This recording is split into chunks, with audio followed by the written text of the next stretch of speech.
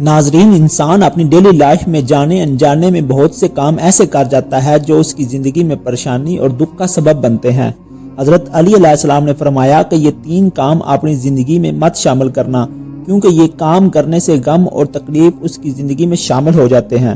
پہلا، گھر کے دروازے کی دہلیز پر مت بیٹھنا، کیونکہ جو انسان اپنے گھر کی دہلیز پر اکثر بیٹھا کرتا ہے، غم اور تکلیف اس انسان کا مقدر بن جاتے ہیں۔ دوسرا،